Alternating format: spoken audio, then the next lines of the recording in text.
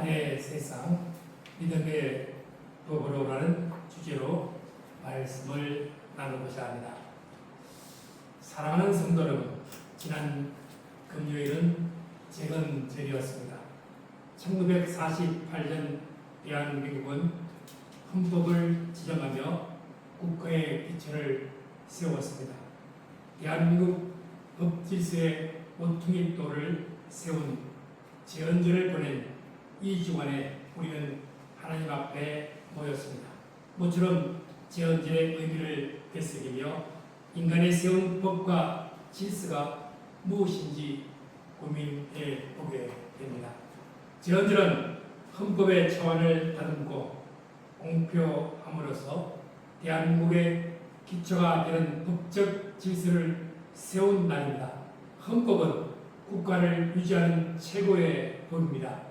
법을 집행하는 사람이 정직하면 사회도 건강합니다. 법이 없으면 나라는 무너집니다. 그러나 오늘 우리가 눈을 들어 바라보는 세상의 현실은 어떻습니까? 법이 세워진 목적과는 정반대로 온통 무법과 불법 그리고 불법이 판을 치고 있습니다. 입법 기관은 민생을 돌보기보다 정치적으로 편향되었고 사법부는 스스로 권력의 신념을 자인한 지 오래됐습니다. 겉으로는 합법에 탈을 쳤으나 알맹이는 온통 자신들의 이익을 위해 법을 뜯어고치고 교묘하게 악을 행하는 이들이 득세하는 시대입니다. 어디 끝뿐입니까? 자연과 경제, 우리의 삶이 터전마다 심각한 문서를 앓고 있습니다. 어김없이 찾아오는 장대비와 폭우, 태풍으로 인해 수많은 이들이 고통 속에 신음합니다. 특히 땀 흘려 가꾼 농작물이 순식간에 물에 잠기고 파헤쳐진 농촌교회의 현실을 바라보면 말할 수 없는 속상함과 삶의 끝없음이 밀려옵니다.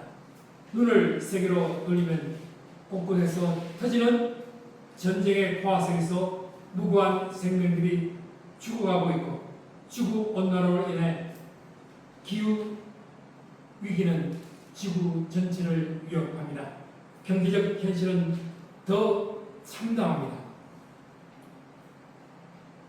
자본시장은 건전한 투자가 아니라 갬블러 수준의 노름판으로 전락했습니다. 주식시장에서는 하루가 멀다하고 주가 급락을 막기 위한 사이드카가 발동하며 일확천금을 노리는 초고이용 레버리지 상품이 판을 칩니다. 성실하게 일하는 가치는 땅에 떨어졌고 한탕주의로 인한 필리핀 부익부 현상은 사람들의 영혼을 황폐하게 만들고 있습니다. 오늘 우리는 이러한 절망적인 현실의 한복판에서 마음의 무거운 짐을 안고 주님 앞에 나왔습니다. 또한 오늘은 특별히 우리 주변에 소외된 이웃들, 정신요양원에서 마음의 깊은 질병과 외로움으로 고통받는 지체들을 방문하며 하나님의 이루를 전하는 날이기도 합니다. 이 어지러운 시대에 우리가 붙잡아야 할 참된 법은 무엇입니까? 고통받는 이웃들에게 전해야 할 소망은 어디에 있습니까? 오늘 신 이사야와 베드로후서의 말씀을 통해 흔들리는 세상 속에서 결코 흔들리지 않는 하나님의 법과 반석 같은 믿음을 발견하시기를 주님의 이름으로 축원합니다. 토마스 아퀴나스는 인간의 살아가는 법을 네 가지로 설명합니다. 첫째는 영혼법입니다. 하나님의 완전한 계획입니다. 우주를 다스리는 하나님의 질서입니다. 둘째는 자연법입니다. 하나님께서 인간의 영심 속에서 심어 놓으신 법입니다. 부모를 공경하고 거짓말하지 말며 살인하지 말라는 양심입니다. 셋째는 인간법입니다.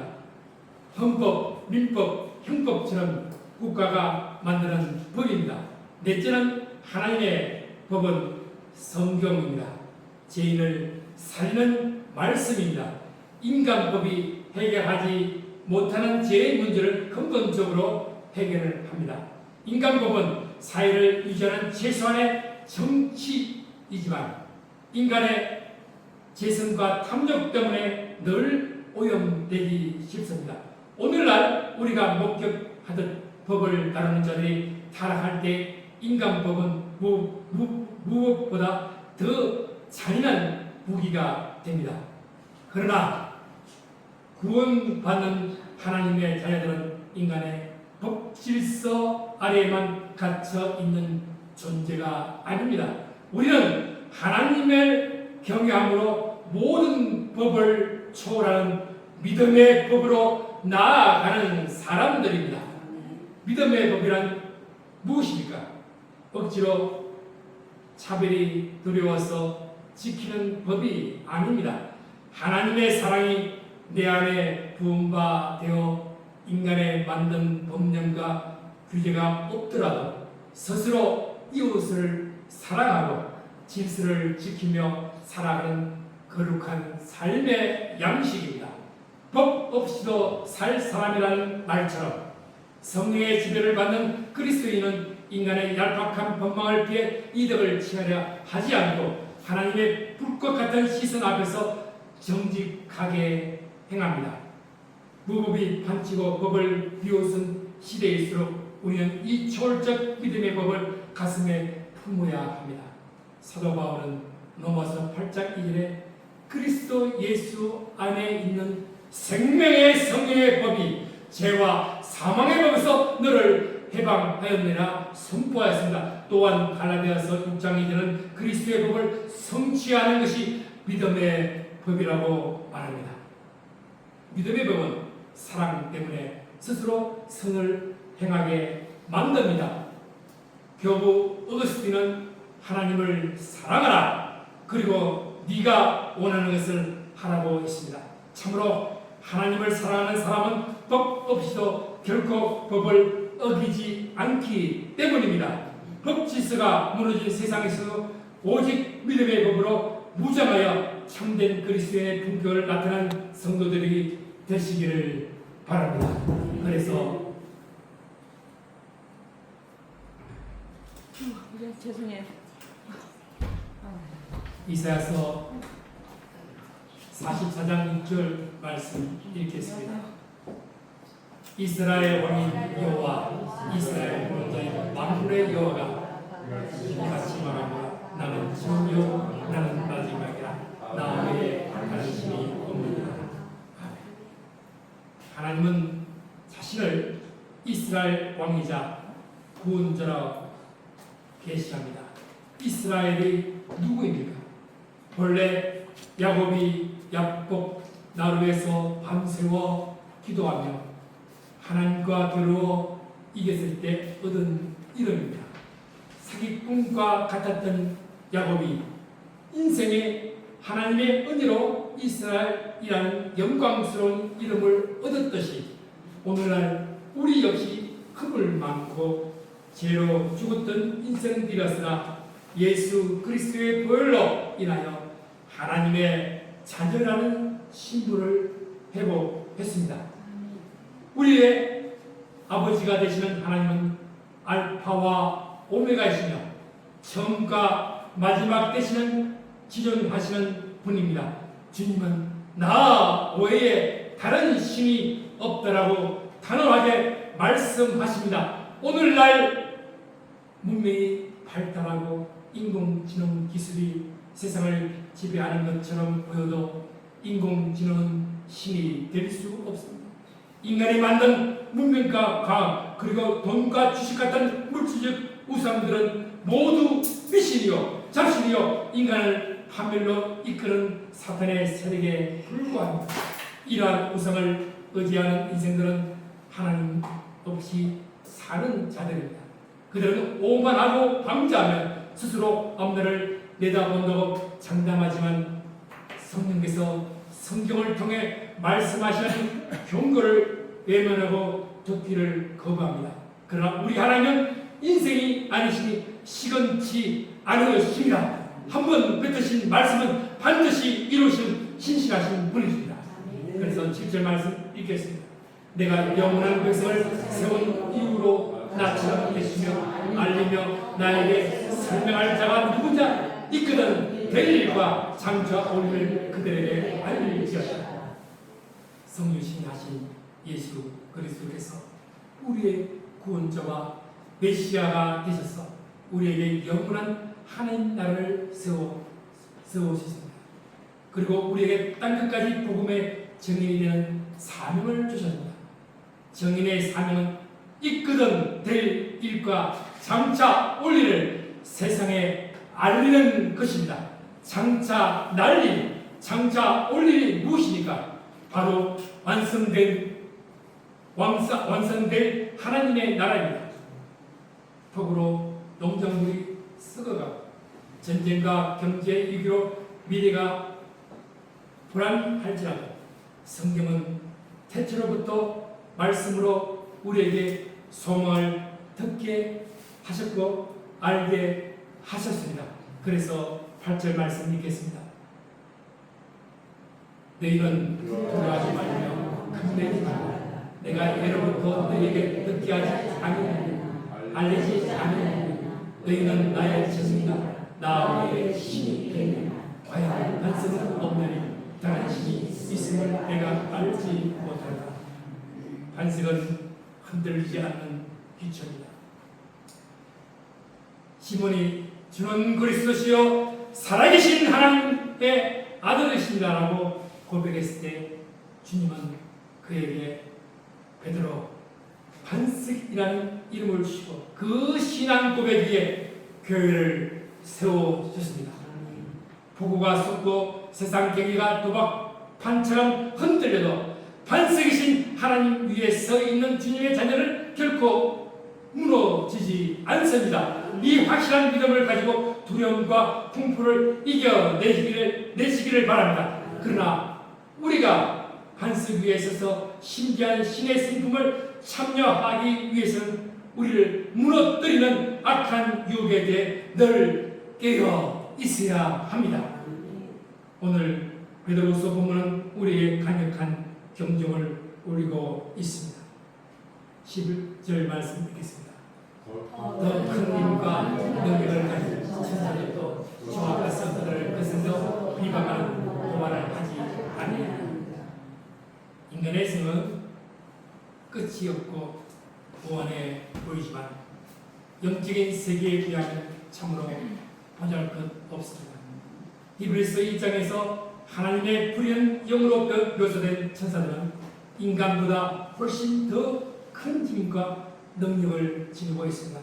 그럼에도 불구하고 천사들은 주님 앞에서 겸손하며 함부로 거슬려 비방하거나 고발하지 않습니다. 철저하게 영적인 질서를 지키며 하나님을 경외하는 것입니다. 반면 불신의 영과 미혹의 영에 사로잡힌 타락한 인간들은 어떻습니까? 그들은 영적 질서를 무시하고 철저하게 나 위주의 삶에 함몰되어 오망방자하게 행동합니다. 성경은 이런 자들에게 향해 충격적인 표현을 씁니다. 12절 말씀 읽겠습니다. 그러나 이 사람들은 본래 잡혀 죽기 위하여 난 이성 없는 짐승 같아서 그 알지 못하는 것을 비방하고 그들의 멸망 가운데서 멸망을 하며 이성 없는 짐승처럼 멸망의 길로 걸어가는 자들은 누구입니까? 바로 우리의 sak을 사랑하고 낮에 즐기고 노는 것을 기쁘게 여기는 자들. 이는 누가복음 12장에 나오는 어리석은 부자의 비유와 정확히 일치합니다. 부자는 밭에서 소출이 풍성하지 창고를 크게 짓고 내 영혼아 여러 해 설국을 많이 쌓아두었으니 평안히 쉬고 먹고 마시고 즐거워하자라고 했습니다. 탐욕에 눈이 멀어 영혼의 주인이신 하나님을 완전히 잊어버리는 것입니다. 그때 하나님은 그를 향해 어리석은 자여 오늘 밤에 내 영혼을 도로 찾으리니 그러면 네 준비한 것이 누구의 것이 되게 되도록 강력하게 책망합니다. 그래서 13절 14절 말씀 읽겠습니다. 불의의 감으로 불의를 당하며 낮에 즐기고 노는 것을 기쁘게 여기는 자들에게 정과 흠이라 너희와 함께 연애할 때 그들의 속으로 즐기고 넓며 농심이 가득한 눈을 가지고 범죄하기를 끊지 아니하고 굳세지 못한 영혼들을 유혹하여 탐욕에 이겼는 이 마음을 가진 자들이 저주의 자식이다. 구약에서 정과 흠은 정물의 결합을 뜻합니다. 우리의 구원자이신 예수님은 정과 흠도 없는 거룩한 어린 양이십니다. 그런데 거짓 교사들은 교회 안에서 성도들과 함께 잔치를 즐기면서도 속으로는 더러운 탐욕을 품었습니다. 겉은 거룩한 척 장식하지만 속은 완전히 썩어 문드러진 상태, 바로 예수님이 말씀하신 배칠한 무덤의 모습입니다. 성경은 이들의 교회 공동체와 천국 잔치의 정과 흠이라고 부릅니다. 그래서 반면 예레미야 31장에 나오는 천국 잔치는 하나님의 구원과 자비로 눈물이 변하여 찬송이 되고 심령이 물된 동상 같아서 다시는 그 힘이 없는 순전한 기쁨의 자리가 되는 것입니다. 예레미야서 31장 이 은혜는 은혜의 식탁이요 회복의 잔치요 새 언약의 잔치입니다. 그러나 탐욕에 사로잡힌 자들, 하나님과 함께 연애할 때조차도 속임수로 즐기며 눈에는 음심이 가득하여 범죄하기를 그치지 않습니다. 그들은 마음이 탐욕에 연단되어 굳세지 못한 영혼들을 파멸로 유혹하는 저주의 자식들이며 사탄의 종노릇을 하는 자입니다.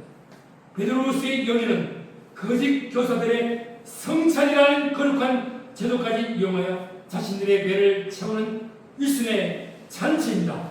하나는 영혼을 살리는 생명의 잔치요, 다른 하나는 영혼을 죽이는 욕망의 잔치인 것입니다.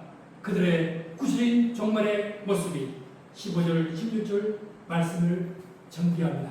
15절, 16절 말씀 읽겠습니다. 그들이 아레비를 떠나 미혹되어 우리 아들 바람의 길을 따릅니다. 그는 불의한 상을 사랑하다가 자기의 불법으로 말미암아 책망을 받게 말하지 못하는 나귀가 사람의 소리로 말하여 이 선지자의 미친 행동을 저지하였다.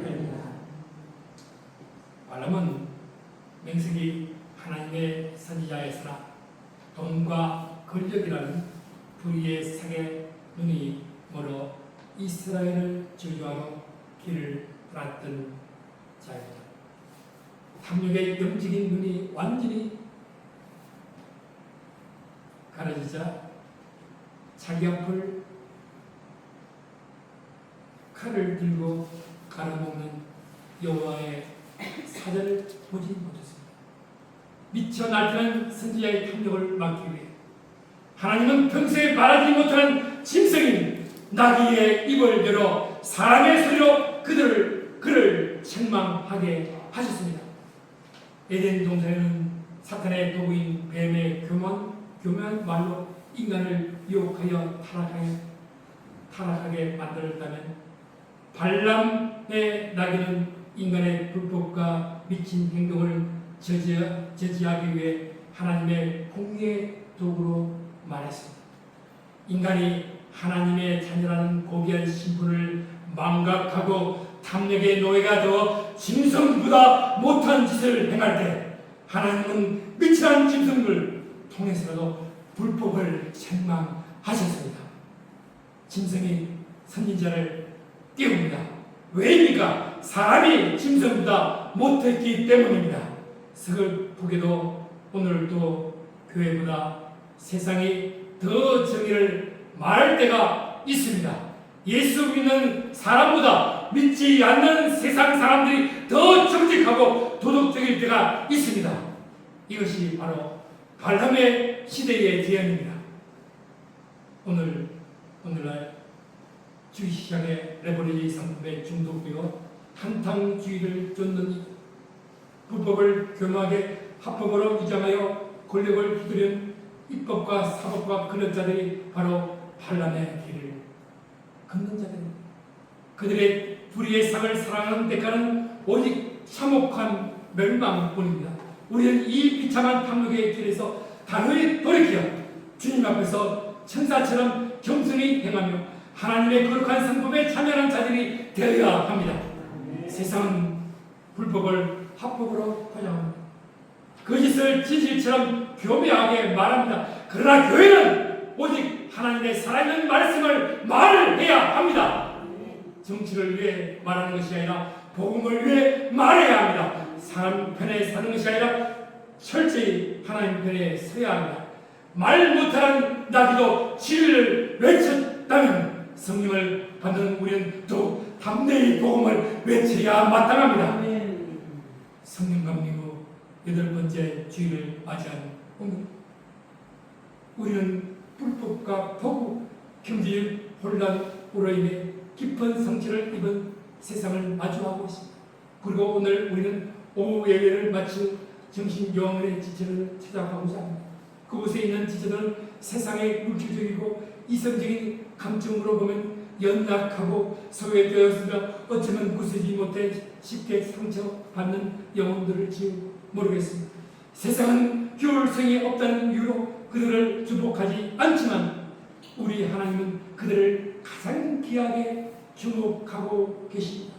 우리의 구원자이신 여호와 외에는 다른 신이 없으며 오직 주님만이 우리가 안전하게 피할 영원한 반석이기 때문입니다.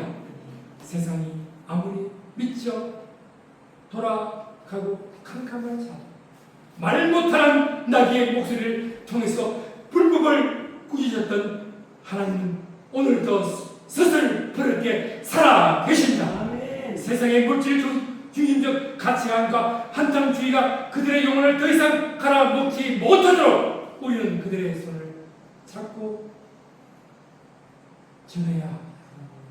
두려워하지 마라. 겁내지 마라. 너는 나의 증인이라 하시는 반석 대신 하나님의 음성을 그대의 심령을 심어줘야 합니다.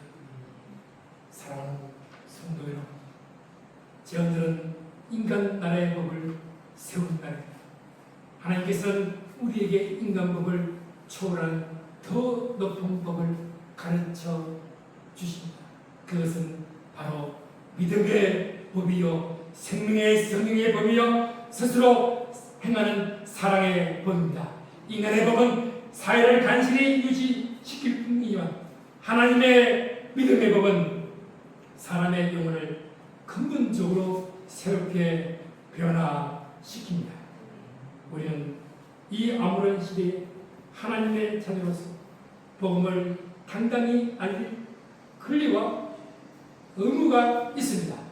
타락한 바람의 길을 가로막았던 나귀처럼 우리 역시 입술을 열어 이 타락한 세대를 향해 오직 생명의 주인이신 하나님 한 분밖에는 소망이 없음을 고백합니다. 처음이요 마지막이신 하나님만을 우리 삶의 유일한 반석으로 삼읍시다. 이번 한 주간 폭우의 피해 속에서 서로를 눈물로 격려하며 결코 낙심하지 마십시오.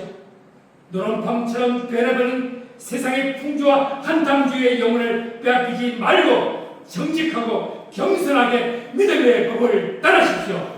온 땅에서 살아계신 하나님의 공의와 영광을 드러내는 신실한 정인의 삶을 살아가기를 우리 주 예수 그리스도 이름으로 간절히 축원합니다. 아멘. 참 좋으신 하나님 아버지, 오늘 선포된 말씀을 가슴에 새깁니다. 불법이 합법으로 이전하는 어두운 세대 속에서 우리가 인간의 얄팍한 법 아래 갇혀 사는 자들이 아니라 하나님의 거룩한 믿음의 법으로 행하는 온전한 그리스도인이 되게 하여 주시옵소서.